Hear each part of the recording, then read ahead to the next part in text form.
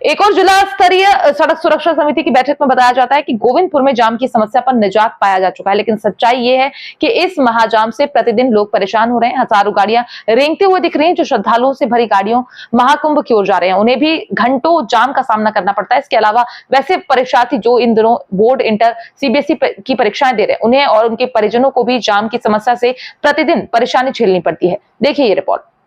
नमस्कार, मैं हूं प्रभात रंजन और आप देख रहे हैं 11 स्कोप्स। गोविंदपुर में लगने वाली जाम की खबरों से हम आपको लगातार जोड़े हुए हैं और गोविंदपुर मार्ग में जो जाम लगता है, जाम का जो बड़ा कारण है वो भी हम आपको पिछले खबर में बताए थे।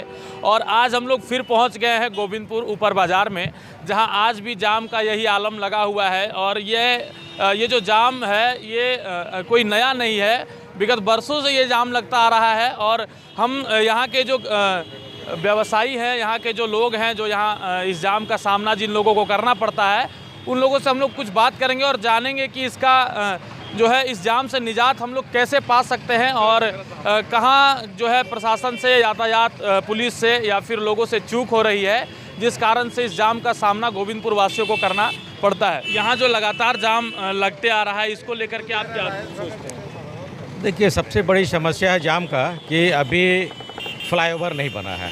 एलिवेटेड फ्लाईओवर बनने के बाद समस्या तो घट जाएगी, लेकिन इसमें पता नहीं 2 साल लगे, 4 साल लगे। जब तक ये फ्लाईओवर नहीं बनता है तब तक प्रशासन को इसकी व्यवस्था करनी पड़ेगी। और इसके लिए कुछ जिम्मेवार ऑटो वाले भी हैं, मोटरसाइकिल वाले भी हैं, और ठेला वगैरह जो लगते हैं, गैरेज है जो रोड पे लगते हैं। तो ये सब को कहीं ना कहीं सुचारू रूप से इसको प्रशासन को देखते हुए इसको ठीक करना चाहिए, तभी जाम पे निजात पाया जा सकता है। और दूसरी है कि प्रशासन के द्वारा यहाँ पर ठोकर बना दिया गया है, 8 ठोकर एक साथ में। और ये हम लोग देखते हैं कि मेरे ठीक घर के सामने में ये ठोकर है। प्रतिदिन यहाँ पर कभी बाइक वाले गिर रहे हैं, परिवार को लेके जा रहा है, वो गिर जा रहे हैं, अचानक से दिख रहा है। कभी किसी का सामान गिर जा रहा है, कभी ट्रक एक्सीडेंट कर जा रहा है। यहाँ तक कि एक जो सीमेंट मिक्स करने वाली जो एक ट्रक जो होती है, वो ट्रक एक्सीडेंट हो गया था NH का। उसके पहले एक हाईवे एक्सीडेंट हो गया था। हर दिन कोई ना कोई ट्रक बस एक्सीडेंट कर ही रहा है। तो ये जब तक ये निजात, जाम का निजात है तभी पा सकते हैं। ये ठोकर हटाना चाहिए और बाज़ार एरिया में जितने ये ठेला वगैरह लगा है उसको हटाना चाहिए। बाज़ार एरिया में जो ठेले हैं, बाज़ार एरिया में जो अतिक्रमण है, अवैध रूप से जो दुकानदार अपने रेडी पटरी लगाते हैं, और साथ ही जो ऑटो ड्राइवर, ऑटो चालक जो है, ऑटो चालक अपनी ऑटो को खड़ा कर देते हैं पार्किंग में, वहाँ से जाम की समस्या जो है उत्पन्न होती है। अच्छा, आपसे एक सवाल मैं पूछना चाहता हूँ कि जो अवैध रूप से जहाँ कहीं कहीं तोड़ दिया गया है और वहाँ से जो है गाड़ियाँ प्रवेश कर जाती है, जिस कारण से एक्सीडेंट और जाम दोनों का सामना करना पड़ता है, इस पर क्या? ये बहुत ज़्यादा मतलब डेंजर है। इस तरह का तो होना ही नहीं चाहिए। अब पहला ये कि प्रशासन को ये ध्यान देना चाहिए कि नो पार्किंग जोन जो सब बना हुआ आप बनाए हैं सर्विस रोड को, कि लोगों को आराम दे दीजिए कि वो जाम ना लगे, जबकि इसके उल्टा हो रहा। प्रशासन अगर चुपचाप से निकल जाते हैं और अपना सायरन बजा करके, मगर पार्किंग में जितने भी लगे हुए हैं ऑटो, उनको साइड करवाने का उनका जिम्मेवारी नहीं बनता, वो जिम्मेवारी लेते ही नहीं है। प्लस जहाँ पे आपका सर्विस रोड बना हुआ है, वहाँ पे गैरेज का जितना भी गाड़ी वहाँ खड़ा है, जिसका भी खड़ा वहाँ पे बनवा रहा है अपना गाड़ी को, छोला वाला लगा दिया है, ठेला लगा दिया है। मोड़ पे टर्निंग पे जो बहुत डेंजर जोन होता, वहाँ पे आपका ठेला वाला लगा हुआ है, फल वाला ठेला लगा हुआ है, इसके वजह से जाम हो रहा है। रोड जो आपकी क्लियर रखिएगा तब ना जाम नहीं होगा। ठोकर बनवा दिए हैं आप, ज़िंदगी मौत का सवाल है यहाँ पे। रात को कभी शाम को आकर बैठ के आप देखिए, यहाँ पे समझ में आएगा इंसान को क्या क्या दुख का या सामना करना पड़ता है। रोज़ यहाँ एक्सीडेंट हो रहा है, जान मतलब सोचिए जान नहीं जा रहा, यही एक बहुत बड़ी बात है। मतलब ऐसा डेंजर हो यहाँ पे कि लगता है ना कि घर तोड़ के घुस जाएगा। एक तो छोटा रेलिंग बना दिए आप, कोई ट्रैफिक का कोई सिस्टम नहीं है आप लोग के यहाँ।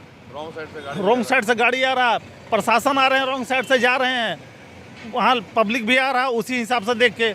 एम्बुलेंस आ रहा है, उधर गिरिडीह रोड से आ रहा है बस, कभी वो घुस जा रहा है, सर्विस लाइन में घुस जा रहा है। अरे उसके लिए आप व्यवस्था कीजिए, आप उसको बोलिए अगला उसकी अगले, वो तो कर नहीं रहे हैं आप लोग। और ऊपर से यहाँ का पब्लिक को परेशानी हो रहा है। पब्लिक हमेशा रोज रोज यहाँ मर के जी रहा। ये समझिए, ये समझना होगा सरकार को। ये अपने माध्यम से आप सरकार तक पहुँचाइए इस बात को। तो देखिए राहगीरों का और जो नज़दीकी जो व्यवसायी हैं, जो लोग हैं जिनको इन जाम का सामना करना पड़ता है, उनमें कितना आक्रोश दिख रहा है। एक भैया हमारे साथ है। भैया, जाम के कारण कहीं ना कहीं स्कूली बच्चे जो हैं और एम्बुलेंस की जो रास्ते जो है वो जाम हो जाते हैं, जिस कारण से उससे भी समस्या आती है, बाधा बनती है। जैसे कोई अगर मान लीजिए इमरजेंसी पेशेंट है, किसी को ले जाना हो और अगर यहाँ जाम लग रहा हो तो उससे भी एक समस्या हो रहा है कि आदमी समय पे पहुँच नहीं पा रहा है। सबसे बड़ी बात तो इन्होंने भाई साहब ने बताया कि रॉन्ग साइड से गाड़ी जो घुस रही है वो भी कहीं ना कहीं एक बहुत बड़ा ये चीज़ है। प्रशासन को देखना चाहिए सब चीज़। अगर ये सब चीज़ छोटी छोटी नहीं देखेंगे, आगे भी एक्सीडेंट हुआ है बड़े बड़े, आगे में गोविंदपुर में एक्सीडेंट होता है, ऑन द स्पॉट डेथ हो जाता है। तो अगर ये सब चीज़ पे ध्यान नहीं देंगे, सरकार प्रशासन ध्यान नहीं देंगे तो फिर मुश्किल है। हम लोग फिर लाचारी रह जाएंगे इसके लिए। अच्छा, एक सवाल मैं ये भी पूछना चाहूँगा कि ठीक है, शासन प्रशासन की तो हम लोगों ने दिखाया उनके लिए, आम जनता की क्या जो है नैतिक जिम्मेदारियां हैं, नैतिक मूल्य हैं जिनको उनको पालन करना चाहिए, जिससे भी हम लोग कहीं ना कहीं इस जाम से निजात पा सकते हैं? बताइए। पहले तो अपने को भी थोड़ा सा ये करना होगा कि रॉन्ग साइड से ना आए, लेकिन करते हैं, यहाँ के लोग भी कर रहे हैं, लेकिन मजबूरी है कुछ ऐसा कि आप देखें यहाँ पे अब अब क्रॉसिंग एक खुला हुआ फ़कीर डी के पास और एक सीधा खुला हुआ मोड़। अब मान लीजिए टुंडी रोड से कोई निकल रहा है, अब उसको यहाँ पे आना है या बैंक में आना है, तो पॉसिबल नहीं है कि अब वो फ़कीर डी जाए। अब फ़कीर डी जाके वहाँ पे भी जाम आपको मिलेगा। उसके बाद आप फ़कीर डी जाइए, फिर कम से कम 3 किलोमीटर का जर्नी करके आप इस जगह पे पहुँच रहे हैं, जो यहाँ से करीब 100 मीटर होगा। तो लोगों को भी थोड़ा सा ये नहीं हो पा रहा है, असुविधा हो रहा है, बहुत लंबा कटिंग कर दिया गया।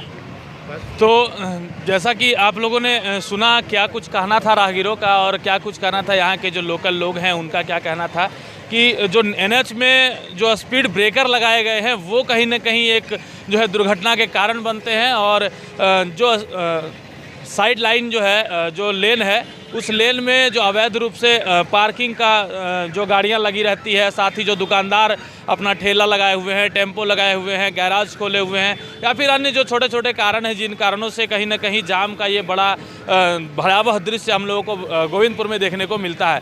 शासन और प्रशासन भी कहीं ना कहीं यातायात पुलिस जो है इसमें जिम्मेवार है, कुछ हम नागरिकों का भी गलती है। हम लोग